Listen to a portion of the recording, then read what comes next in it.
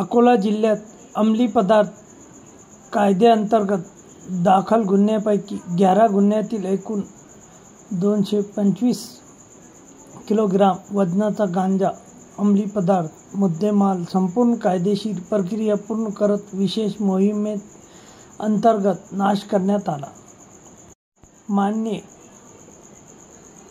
विशेष अंमली पदार्थ टास्क फोर्स महाराष्ट्र राज्य यांच्या निर्देशानुसार व शासन निर्णय क्रमांक GRS 899 दिनांक 23 डिसेंबर 2022 मधील मार्गदर्शन सूचनेनुसार अंमली पदार्थ मुद्देमाल विल्हेवाट मोहीम राबवण्यात आली आहे।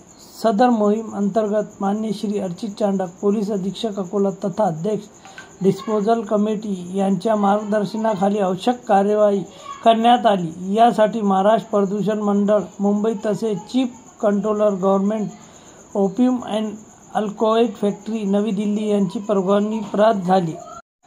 या अनुषंगाने दिनांक 7 ऑक्टोबर 2025 रोजी पोलीस मुख्यालय अकोला येथील सीलबंद गोडाऊनमधून मान्य श्री अर्चित चांडक पोलीस अधीक्षक अकोला तथा अध्यक्ष डिस्पोजल कमिटी सदस्य पोलीस निरीक्षक शंकर शेळके, स्थानिक गुन्हे शाखा नोडल अधिकारी पोलीस अधीक्षक गृह उलेमाले व पंचाच्या उपस्थित व व्हिडिओग्राफिकच्या माध्यमातून मुद्देमाल बाहेर काढून छाननी करण्यात आली। एकूण 11 गुन्ह्यांमधील जप्त मुद्देमाल गांजा एकूण वजन 226 किलोग्रामवरील मुद्देमालासह महाराष्ट्र प्रदूषण मंडळ मुंबई यांनी आदेशित केलेल्या Maharashtra environment power limited Butibori Nagpur येथे नियमबद्ध पद्धतीने विल्हेवाट लावण्यात आली। या कारवाईसाठी 2 सरकारी पंच उपस्थित होते तसेच व्हिडिओग्राफीद्वारे संपूर्ण प्रक्रिया नोंदवण्यात आली।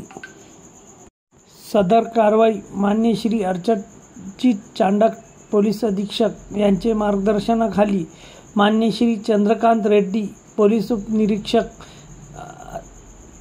श्री उलेमाले पोलीस निरीक्षक शंकर शेळके, स्थानिक गुन्हे शाखा अकोला PSI गोपाल यादव तसेच ASI गणेश पांडे, राजपाल सिंग ठाकूर, हेड कॉन्स्टेबल विलास बंकळवार, संदीप तवाडे, स्वप्नील चौधरी यांनी प्रत्यक्ष नागपूर येथे हजर राहून केली।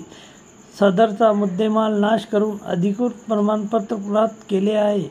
अंमली पदार्थाचे निर्मूलन व समाजामध्ये जनजागृतीसाठी पोलीस विभाग सातत्याने कार्यरत असून भविष्यात देखील अशी कारवाई करण्यात येणार आहे।